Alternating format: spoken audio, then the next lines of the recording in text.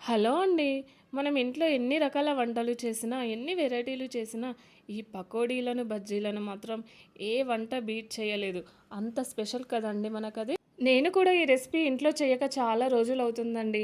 అందుకే మీకు చూపిద్దామని ఈ వీడియో మీ ముందుకు తీసుకొచ్చాను. ముందుగా ఒక కడాయి తీసుకొని అందులో ఆయిల్ వేసుకొని దానిని వేడి చేయండి. వేడయ్యేలోపు మనం ఆనియన్స్‌ని ఇలా చిన్న చిన్న ముక్కలుగా కట్ చేసుకుందాం. తర్వాత అందులో పచ్చిమిర్చి, కొత్తిమీరాకు, కరివేపాకు, ఓమా, జీలకర్ర, ధనియాల పౌడర్, సాల్ట్ అండ్ కారం వేసి ఇలా మంచిగా కలుపుకోండి.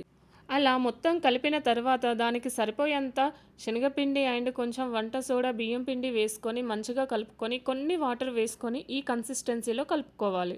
ముందుగా వేడి చేసుకున్న ఆయిల్‌ని 2 టేబుల్ స్పూన్స్ వేసుకొని మంచిగా కలిపిన తర్వాత ఇలా చిన్న చిన్న పకోడీలాగా వేసుకోవాలి. స్టవ్‌ని మీడియం ఫ్లేమ్‌లోనే పెట్టుకొని గోల్డెన్ బ్రౌన్ కలర్ వచ్చేదాకా వేయించుకొని తీసేయండి. అంతేనండి, పకోడీలు రెడీ. నేను చేసిన పకోడీలైతే చాలా టేస్టీగా వచ్చాయి. మీకు ఈ రెసిపీ నచ్చినట్లయితే ట్రై చేసి కామెంట్ బాక్స్‌లో చెప్పండి. లైక్ చేయండి, షేర్ చేయండి అండ్ సబ్స్క్రైబ్ చేయండి. మరొక వీడియోతో మీ ముందుకు వస్తాను.